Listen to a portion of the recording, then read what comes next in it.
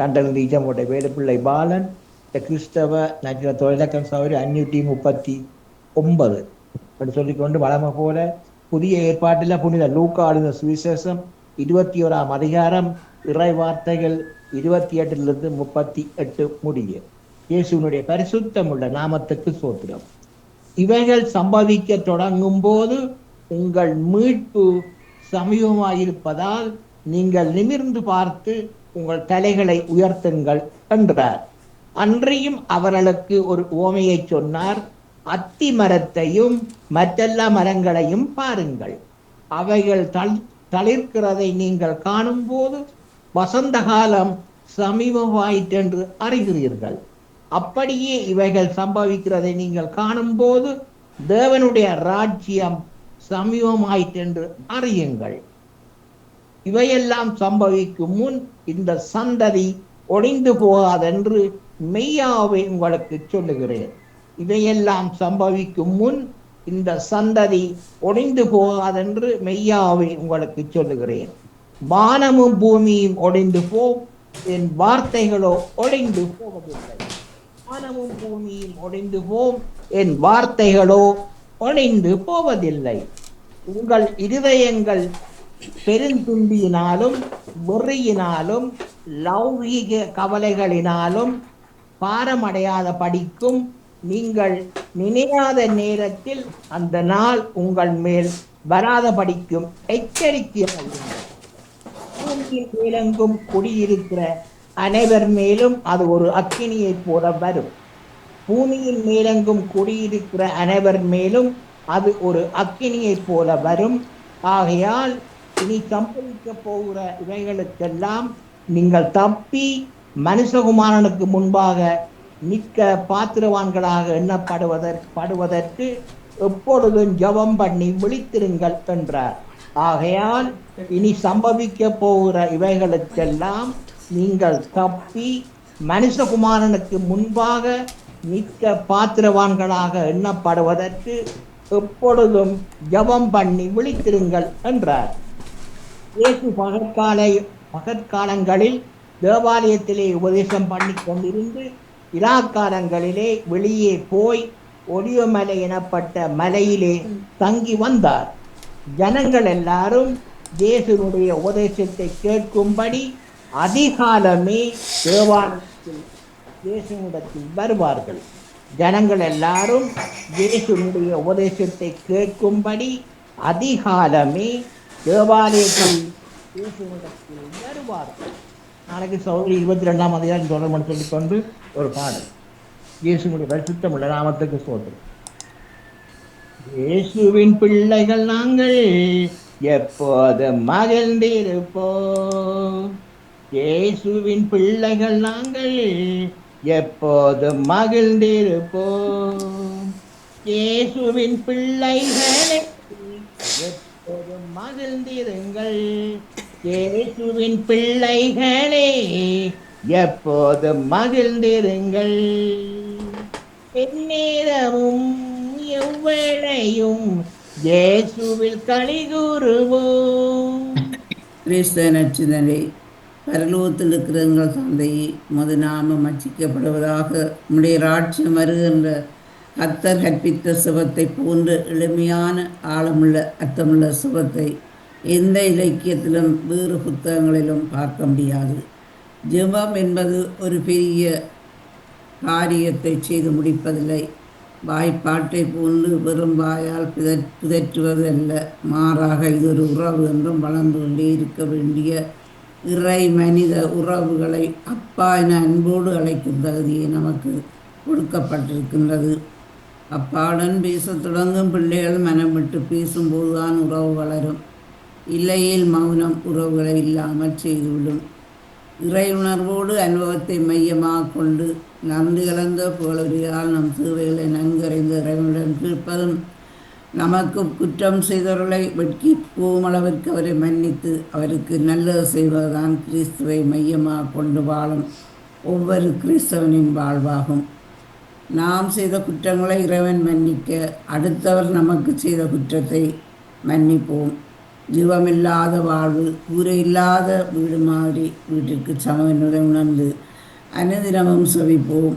நமக்காக, நமது குடும்பத்திற்காக, அயலவர்க்காக, உலக மக்களுக்காக, இறந்தோருக்காக எங்கள் சுகத்தை தினமும் மன்றாடுவோம். நன்றி, வணக்கம். இன்று இயேசு எங்களுக்கு எப்படி செமிப்பது என்று சீடர்களுக்கு கற்றுக் கொடுத்திருக்கிறார் அந்த நற்செய்தி. ஆகவே அந்த நற்செய்தியின் சிந்தனையாக நான் தருகிறேன். உறவு வாழ்வில் சிறகு விரிப்போம், நிறைவு தருவதும் அதுவே உணர்வு. இறைவனிடம் நாம் எவ்வாறு வேண்டுதல் செய்வது என்பதை இயேசு நமக்கு கற்றுத் தருகின்றார். செபம் என்பது அடிப்படையில் ஒரு உறவு நிலை, கடவுளுக்கும் நமக்கும் இடையேயான ஒரு உறவு. நாம் சிறுபிள்ளைகளாக இருந்தபோது கடவுளை நமக்கு அறிமுகப்படுத்தியவர்கள் நமது பெற்றோர், மத தலைவர்கள், ஆசிரியர்கள் இவர்கள். அப்போது கடவுளுக்கும் நமக்கும் இடையேயான உறவு அறிமுக நிலையில் இருந்தது. தொடர்ந்து நாமே அவரை பற்றி தெரிந்து கொண்டு அவரை தந்தையாக ஏற்றுக்கொள்கின்றோம். இது கடவுளை பற்றிய அறிவு சார்ந்த நிலை, அதாவது கடவுளுக்கும் நமக்குமான உறவின் அடுத்த நிலை. காலப்போக்கில் வாழ்க்கையில் துன்பங்களும் துயரங்களும் வேதனைகள் சோதனைகள் வருகின்ற போது கடவுளிடம் நெருக்கமான முறையில் உறவாட ஆரம்பிக்கின்றோம். ஒரு பிள்ளைக்குரிய நேசத்தோடு அவரிடம் நம் உணர்வுகளை வெளிப்படுத்துகின்றோம். நம் வாழ்வின் திட்டங்கள், எதிர்பார்ப்புகள், நிறைகுறைகள், பலங்கள், பலவீனங்கள் முதலியவற்றை அவரோடு பகிர்ந்து கொண்டு அவரது வல்லமையை நாடுகின்றோம்.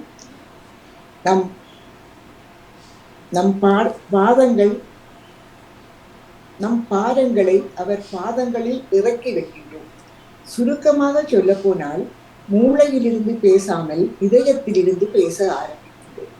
இது கடவுளுடான நமது உறவை நாம் 3வது நிலைக்கு எடுத்து செல்கின்றோம்.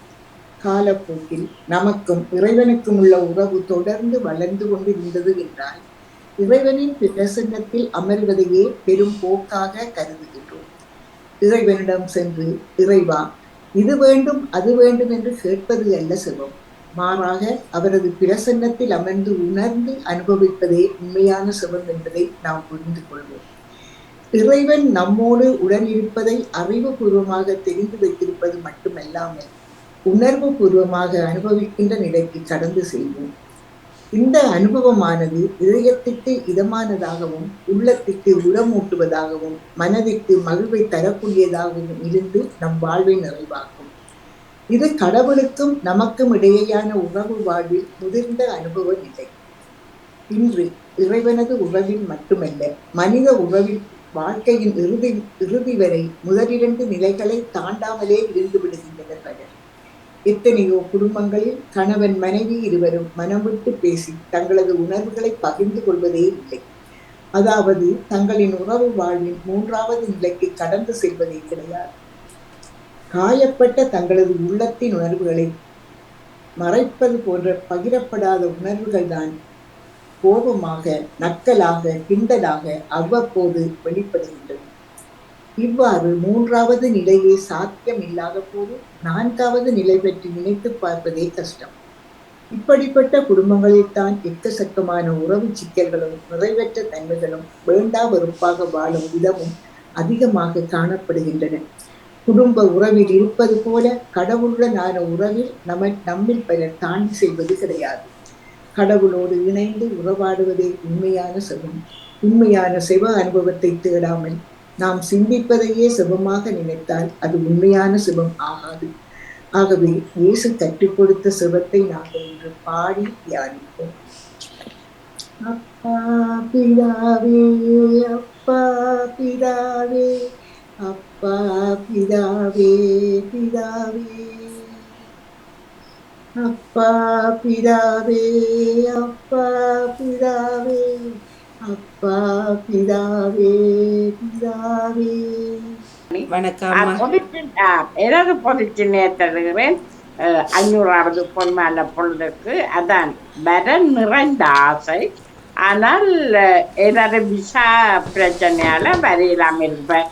வேறு ஏதாவது பிரச்சனை என்றால் அதை உண்மையாக நடத்தி அங்குமெல்லாம் ஆசை இருந்தும் அதில் பங்கு கொள்ள முடியவில்லை என்றால் இதிலிருந்து எனக்கு வந்தது என்னென்னா, எப்ப எங்கெங்க போகணுமென்றத எங்களுக்கு எழுதி வச்சிருக்கிறோம்ன்றத உண்மையாக என்ன தருகிறேன் என்று பல காலம் பிந்தி கொண்டு போகிறது வாணி. அந்த அது எப்பப்ப வரும் என்பதை நாங்கள் உண்டையும் சொல்லிடாது. அதெல்லாம் விதி போல் இருக்கிறதோ என்று எண்ண தோன்றுகிறது. சரி, ஆகவே நல்லாக நடக்கும். அதை நாங்கள் நீங்க போடும்போது நேரடியாக பார்ப்பதற்கு ஆவண செய்வார் அதிபர் என்ற ஒரு மன சந்தோஷத்துடன் இருக்கிறேன்.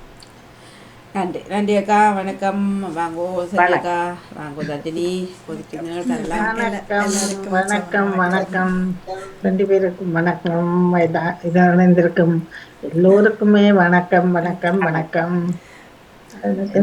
பொதுச்சிந்தனை என்று நான் நாளைய தினத்திலிருந்து விடுமுறையில் நிற்கிறதுனால நான் ஏற்கனவே 2 மாதத்துக்கு முதலே நாளைய தினத்துக்கு விடுமுறையை நான் கேட்டிருந்தேன்.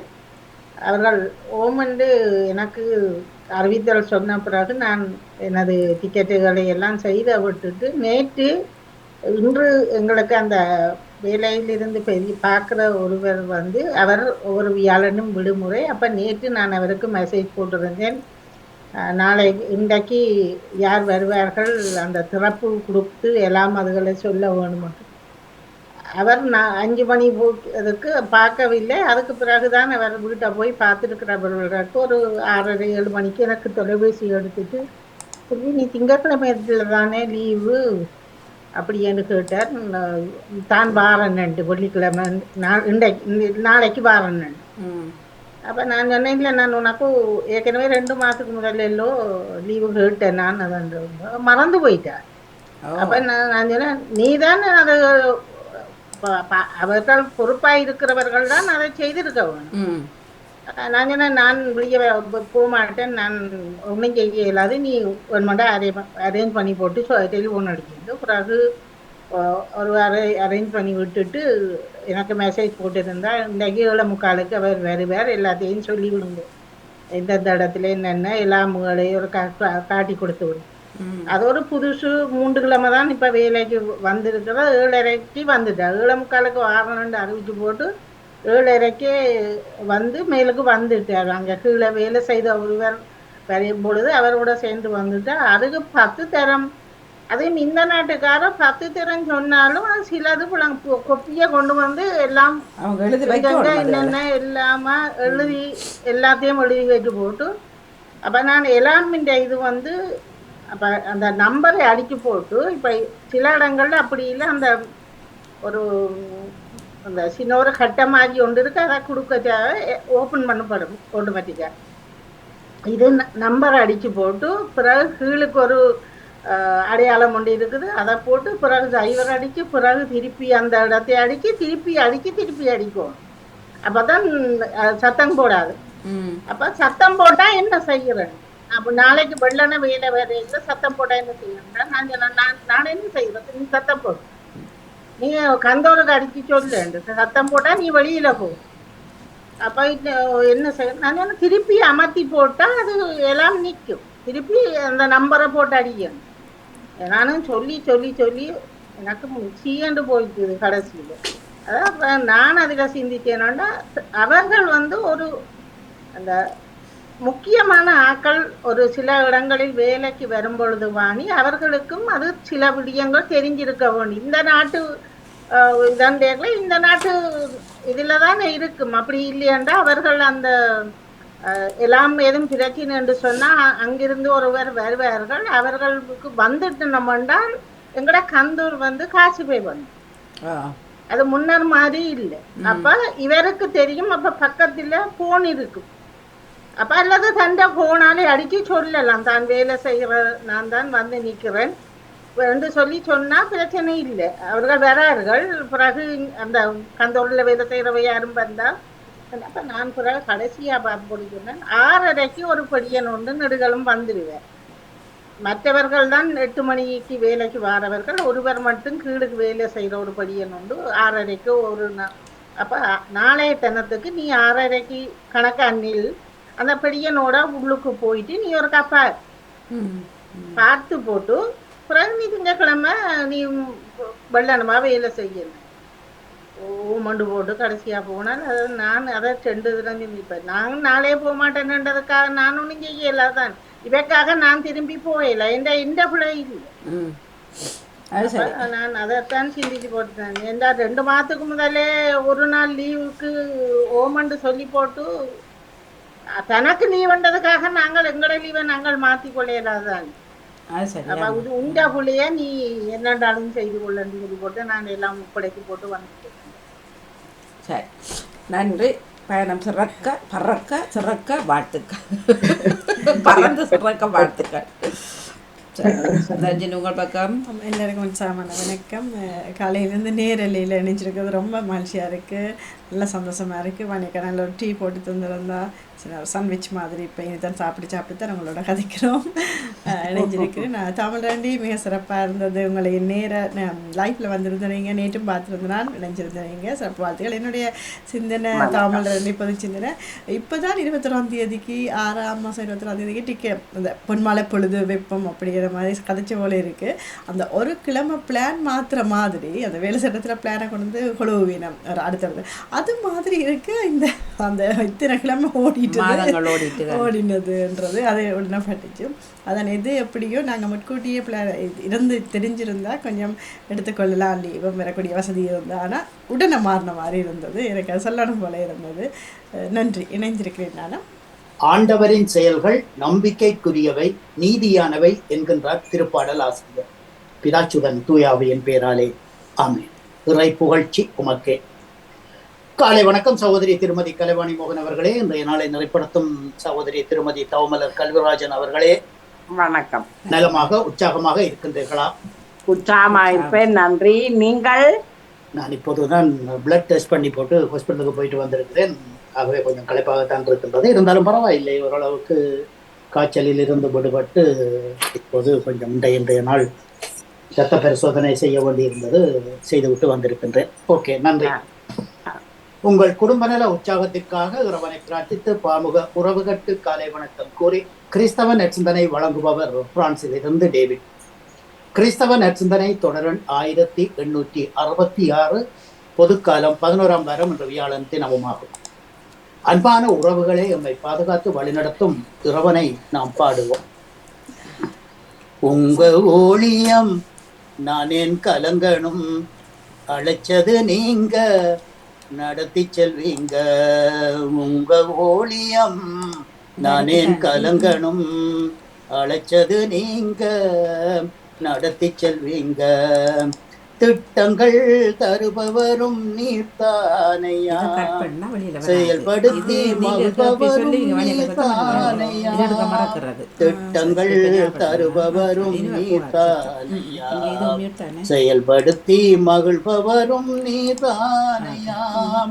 எசமானனே என் ராஜனே, எசமானனே என் ராஜனே, எசமானன் நீரிருக்க வேலைக்காரனுக்கு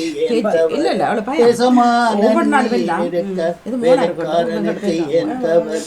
உங்க ஊழியம் நான் என் கலங்கணும், அழைச்சது நீங்க நடத்தி செல்வீங்க.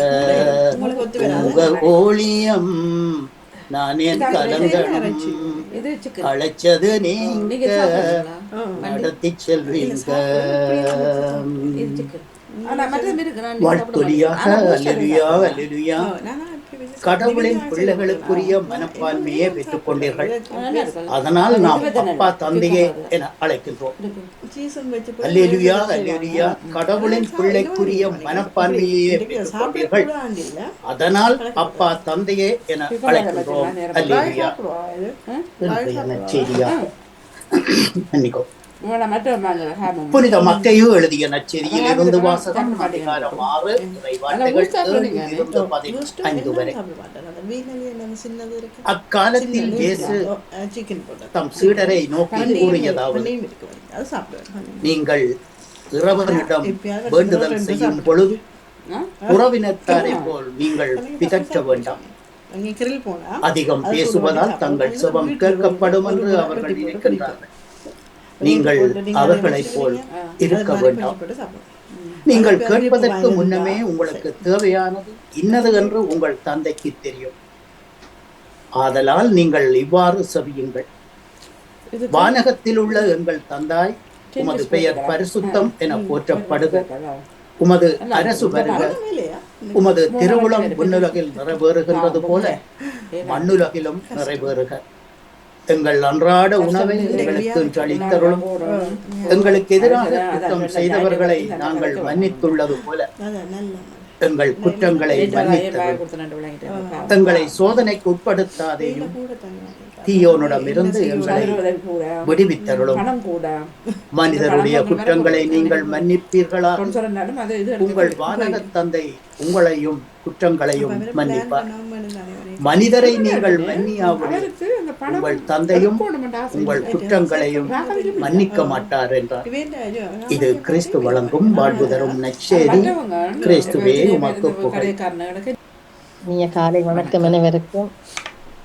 நீங்க தர்ஷினி ஓடிட்டார். காலையில தர்ஷினி அவர்களுக்கும் வாழ்த்துக்கள் கூறுறேன். வணக்கம் வணக்கம். எல்லா நிகழ்ச்சியிலையும் கேட்டுக்கொண்டிருக்கிறேன். தொடர்பு மற்ற நிகழ்ச்சியில். பத்மினி அவர்கள் வணக்கம். வணக்கம் வாணிமோகன். வாங்கோ. நானும் வழிகட்டு நிற்கிறேன் போறதுக்கு. செல்வி நித்யானந்தன் அவர்கள் நிகழ்ச்சி முடிய. சரியா, நன்றி நன்றி. வணக்கம். நன்றி வணக்கம். வணக்கம் வாணி. நானும் விடைபெற்று பின்பு இணைகிறேன். நன்றி வணக்கம். நன்றி வணக்கம்.